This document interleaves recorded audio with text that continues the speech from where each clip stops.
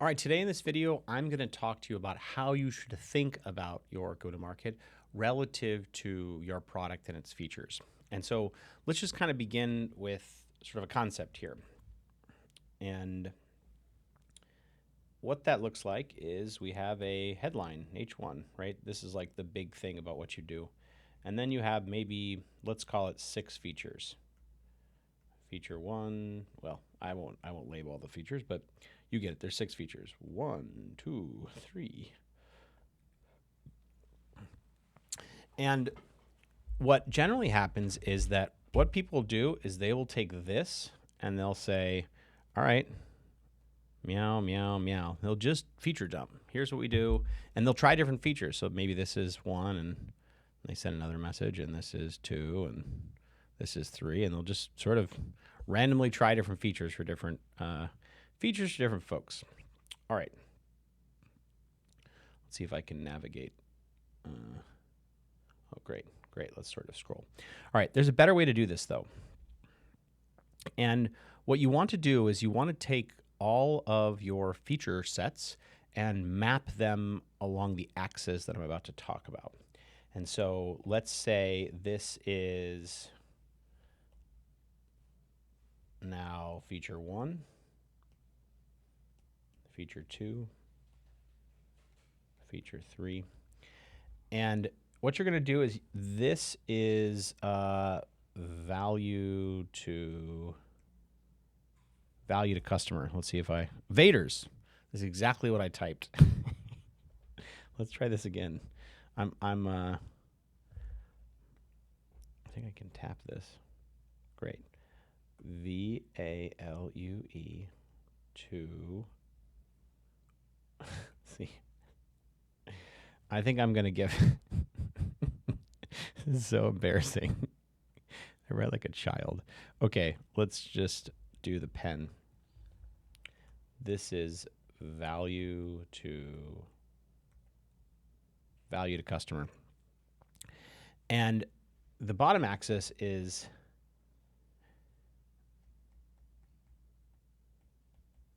no, actually the bottom axis is not this. It is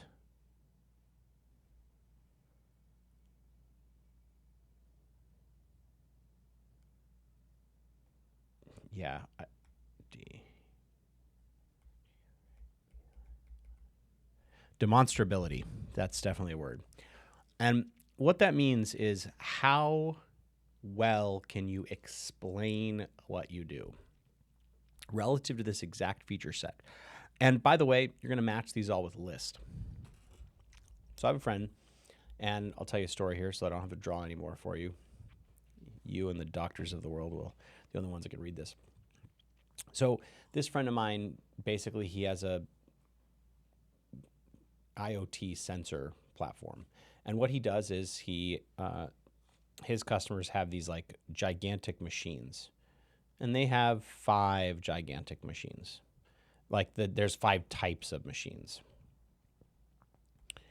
And each of those machines in the current world, customers have like pen and paper. So they have, 3 data points today over the course of, let's say, 24 hours. Now, once he's in there, he has hundreds of data points for 24 hours.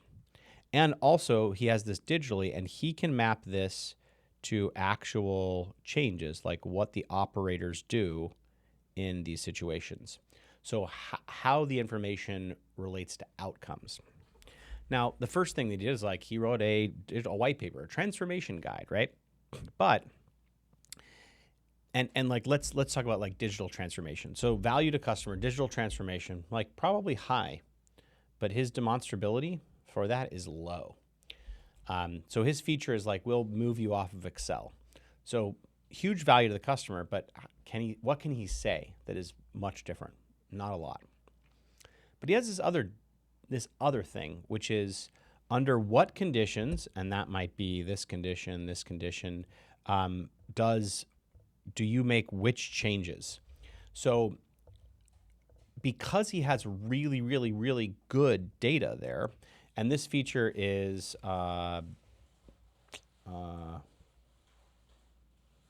Excel, ditch Excel. Feature 2 is what to adjust and why.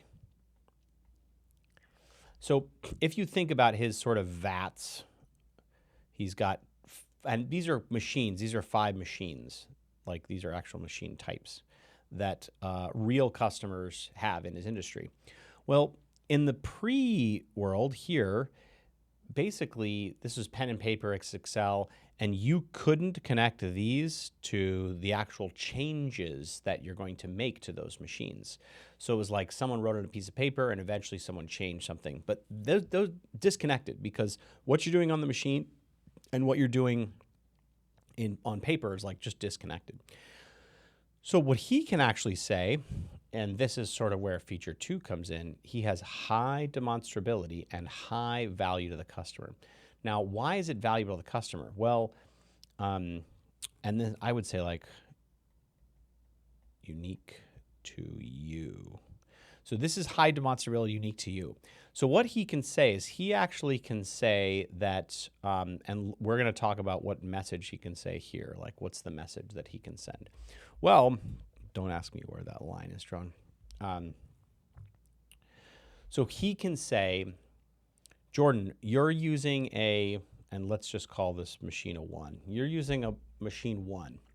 And this machine 1, generally people do X, but you should be doing Y. We have 24,000 data points and 56 actual movements of what, in this case, like scale recalibration. So the manufacturer suggests that you do it only once a week, but our operators are doing it once a day.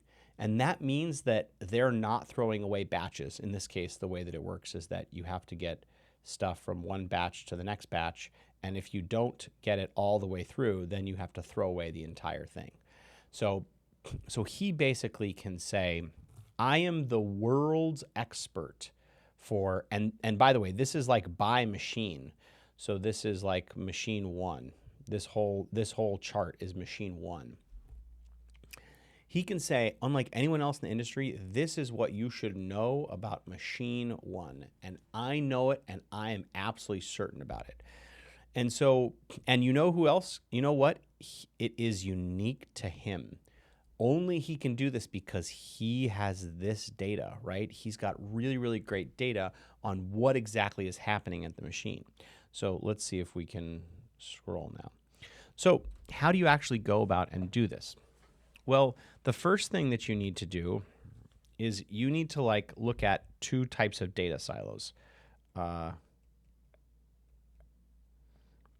my gosh. EXTERNAL and internal.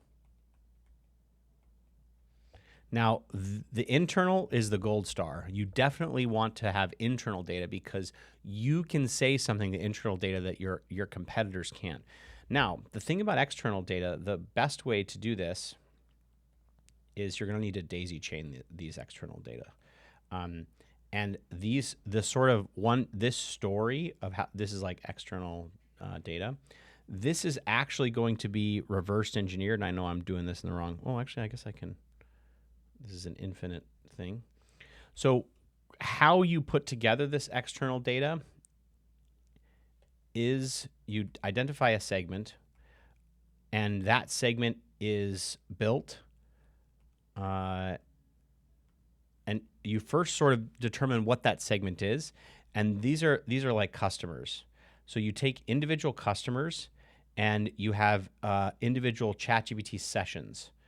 And you go backwards and say, yo, ChatGPT, like search the web and tell me everything about why this customer bought from this transcript. And ChatGPT is going to say, here are the 3 public things I can find. And then what's going to happen is that you're going to do this for every customer uniquely. And you probably don't want to carry the same thread.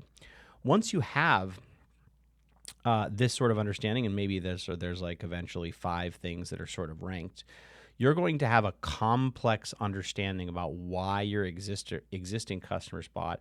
And then you're going to take that to, I hate the word signals, but you're going to take that to And actually, let's not use the word signals because it's going to confuse you. Oh, oh my gosh. Let's see if I can. Don't undo window. Great. Let's not do signals.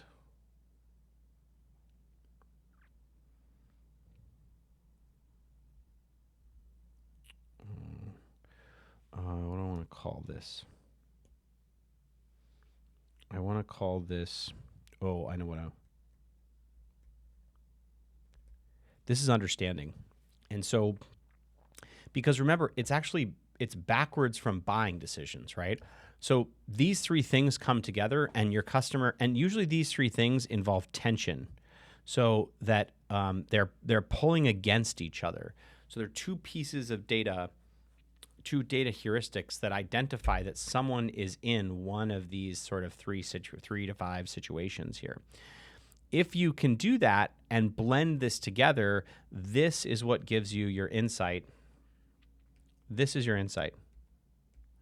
And ideally, that insight is mined from these existing customer conversations, and all of the thing that the understanding is doing is just describing the insight from those previous customers. Now, your competitors can do that. So this is a type of moat that will quickly be eroded. But internal data is a little different. And what you're trying to do with internal data is you're trying to map it to, like, let's call this a market. You're trying to map it to the segment of the market that is going to find this data most useful. Like for one of my customers, for example, this was location pricing. It was location-based pricing. And so this is the segment that needs this internal data the most. It might be, in like House Call Pro's case, for example, it might be what are all of the people that have furnaces that need to be upsold now because they've come to their end of life. I don't know exactly what it is, but that's sort of how this works. And the nice thing about internal data is that the demonstrability is a lot easier because it is actually based on what you know. It's something that is unique to you, right? As I said, demonstrability unique to you because it has internal data. Now, if you're doing external data here, sort of this bucket, I should get a hand, like a hand that's not mine, just describe to someone, have them write it. Well, if you do this, your value is actually coming from these ChatGPT conversations that are based on call recordings. Now, ideally what you do is you have an expert, and this is an internal expert, evaluate all of this data and say, ooh, this is true, this is not true. And then your message becomes valuable because it comes from the customers, even though this is data. This is data. Even though you have no unique data, your value is the way in which you combine it relative to your insights about why the customer bought. You can also merge these two, this internal, external data, and then you have sort of a powerhouse. But if you're considering doing this, what you need to do is look at every single feature that you have and ask yourself a couple of questions, which is, one, what's the value of this feature? Two, how can I find people, and this is really companies who need this, who need it. Three, let's see, oh my gosh, this thing again.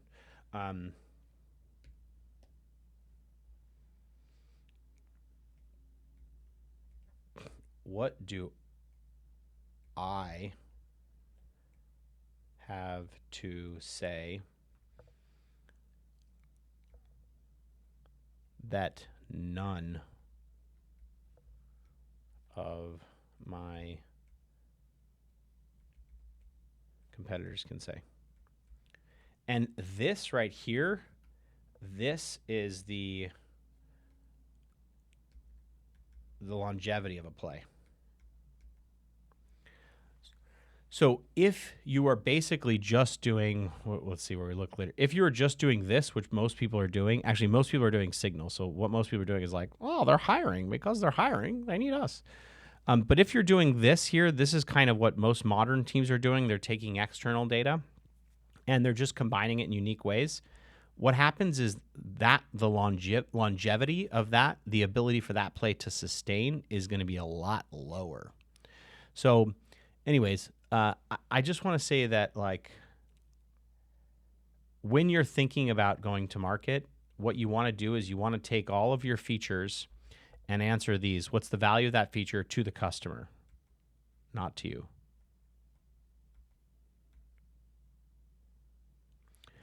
How can I find people or companies who need it now? That's really key. And then, wow, this is really terrible. I think even AI can't read this. What do I have to say that none of my competitors can say? And then, there's actually, this find people. This is the data. This is the data. And you basically need to be able to match the data with the insight, whether it's internal data or external data. And this is the gold standard here. This, like, what do I have to say that none of my competitors can say? And then that is the longevity, right?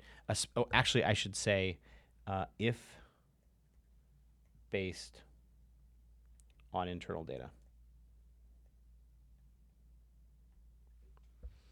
So what I want you to think about is, first, can anyone read this? And second, go map each of your individual features on these dimensions, right? On the dimension of value to the customer and unique to you.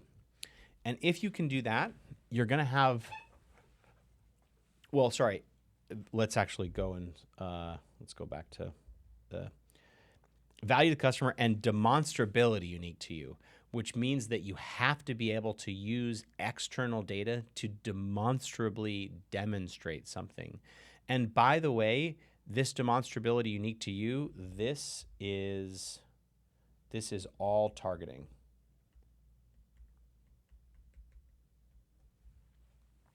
This is targeting. And the value to the customer is the insight, and the demonstrability unique to you is you get it via targeting. All right, I'm trying this. I sort of hate this because I can't read any of this. Maybe y'all have a good way to help a poor drawer.